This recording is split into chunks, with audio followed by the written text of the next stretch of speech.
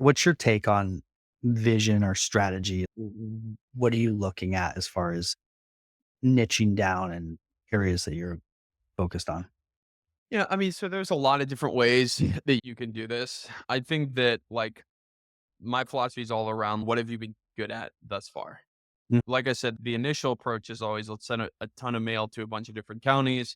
And then I might or cold call a bunch of different counties or text a bunch of RVM a bunch of different counties. And then when I get to 500K, I can look at all my data. And this is what I do with my private clients. And I say, dude, let's look at your data and see where you have won. What Mhm. deals have actually been the deals that have produced the highest return with the lowest amount of effort? And can we just Yeah. target those deals? You could be the guy that stumbles into rural infill lots, and you've just been crushing it. And so you know that market already. And so your ability to get to the next level, we're talking about level two, which is the $1 million plus, 1 million to $2 million plus range. Mhm. You can get there by focusing down on the stuff that you're really good at. And a lot of Mhm. times that's in the business, right? Yeah. So people want to go out and hire some person to get really good at this specific marketing channel, right? When in reality, they just need to focus on what's working in their business. So if cold calling's working, then just use the cold calling to target more of the properties that you've already been successful with Mhm. and use the data that you have in your business to dictate that, right? Yeah. So it's a rolling vision. Like at the beginning, it's really more about just putting the scatter shot out there to see what works. And then when you get to these certain milestones, then you're just like, okay, now I need to take it to the next level. And so I can look at the what has been successful. And then maybe I work with my partner, whether it's a cold calling texting partner, or maybe it's just I have an internal marketing person. We look at the data together and we could say, hey, how can we build out a campaign to be more precise in what we're targeting? Mhm.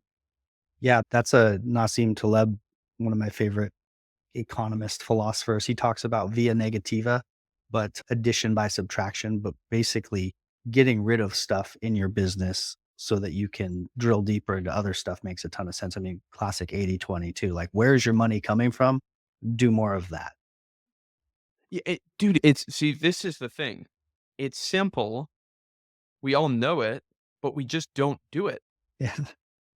Sorry, that's the entrepreneur's plight right there. Yeah. right? What happens, what I see here's what I see, like, a lot of people, they'll get they'll do, like, a marketing channel, and then they'll add another marketing channel because they hear that multi-channel marketing is, like, the way to go. Mhm. And they should just scale their existing marketing channel to $1 million a year, and then they can add on all the additional stuff. But the operational drag of adding additional marketing channels, specifically early in your business, is so much, Mm. right? So, a cold calling, people think about cold calling, which you know all about cold calling, but it is a completely different marketing process, an intake process, and sales process than a direct mail piece. I Yeah. mean, you're like one in out of maybe 50 to 80 leads is going to Yep. convert into a deal, right? Exactly. And so what that means is you need a lead manager and you're going to have a lot more betting on the front end. And you're going to have to do a lot more offers per deal. Yep. But, the cost per lead is way less. Mhm. So people think it's like the easier marketing channel. It really just depends on what type of business you want to build, right? The direct mail is going to be more expensive cost per lead, right? But it's going to be a higher probability of closing a deal. So you might be 1 in 10, 1 in 30, but you could be half what your cost per or double or triple your cost per lead for as it relates to cold calling, but your cost per deal is the same thing or less. Yep. Yep. So you're getting into the systems problem part of your three-part vision systems capital problems for roadblocks of scaling. So the systems thing's interesting because I get that question a lot. People a lot of times want to know, hey, well, like what's the ROAS on cold calling versus mailing versus texting? And to me, the return on your spend starts to, it's like people are all over the place on that. To me, it starts to come out in the wash. That's not all of them are effective. To me, it's more where you have levers to pull is how good of systems can you build? And you're saying, what type of business do you want to build? Because I had a person who started with us who started cold calling with us and texting at the same time. And I said, dude, that's a mistake. Honestly, I would tell you to just go, if you want to do texting, go focus on texting because people look at these leads that come in, mail, text, cold calling, and they're like, oh, a lead is a lead. Once it like hits my thing, I'm going to take care of it. But that's not true. Like each of those needs its entire its own sales process. Like when it comes in as a lead, it's in a completely different channel than all the other three. So you're going to have to build three entire conveyor belts to make that work. And so pick which conveyor belt you want to build and then make that thing hum. That's the way to do it. There's a big difference between how all those are processed, like you're saying. So, Dude, I agree with you so much. And what I've found is every subsequent quarter that I've been in this business, I've tried to look back and say, what has worked and what hasn't worked. In every single quarter, I tell myself the same thing.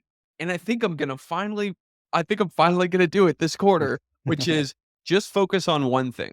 uh, yeah. So there's this profound question that I heard about if I were for my so our business goal next year is about 4,000,000, 4.5 top line gross profit. And so I asked myself the question, what's if I were to just focus on one thing next year to get to our $4.5 million top line goal, what would that be? And well, your brain will give you 50,000 things, and then it'll tell you, "Oh, man, but what if you do" you know what, you might be more effective if you focus on one thing or 2 things, but this thing works with this thing, and maybe you can combine them. Nope. What's the one thing, right? What's the Hmm. one thing that you can do? And so here's how I think about the system, and I'll just give your listeners what we do with our private clients, just one-on-one. So what I tell them is in our first meeting, we do a time audit. And so we focus on for the next 2 weeks between the first and the second meeting, we say, "Hey, let's do a time audit. Let's look at your time, how you're spending it." And a lot of land investors that are at that 200, 300, 400, 700 range, which is the majority of my clients are in between there. And where I see a lot of people stumbling, they just can't get past this part. Yeah. And so they do this time audit and they realize I'm doing so many things that don't actually make me money. Yeah. And when you do that time on, it gives you this visibility. And then we go through this hiring delegation ladder: admin, fulfillment, marketing, sales, and leadership. And so people want to hire sales before they hire an admin person, which, Yeah. dude, just get on the phone. And if you don't like getting on the phone, I'm sorry, got to get on the phone and close deals because that's the highest dollar value thing you could possibly do.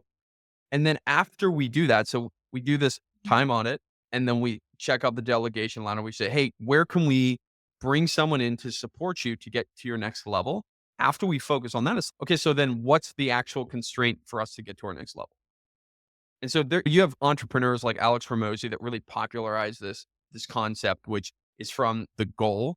Elia Goldbrat wrote this book called The Goal, which is basically around the theory of constraints, which is a system will grow until there is a constraint in the system, and it will grow until it hits the ceiling, and then it won't grow any faster or grow any more unless the constraint has been addressed. Okay.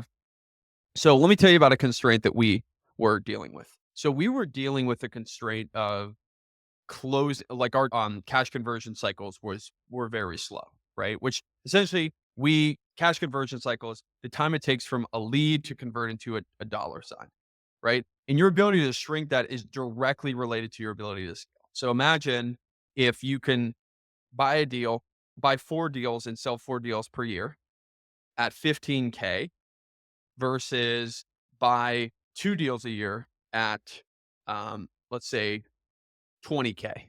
You might make more money on the 2 deals, but your ability to scale is going to be a lot faster because you can turn your money quicker, right? You can redeploy it and scale your business faster. And so we were like, hey man, how do we actually solve this problem? And this is the exact process that we go through.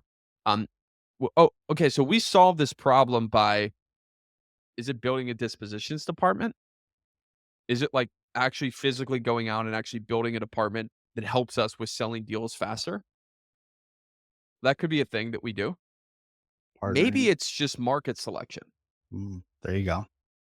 because everyone wants to think that it's the end of the funnel. It's my broker that's screwing this up. It's the time in the market. It's some made up thing that's not actually that's not actually productive.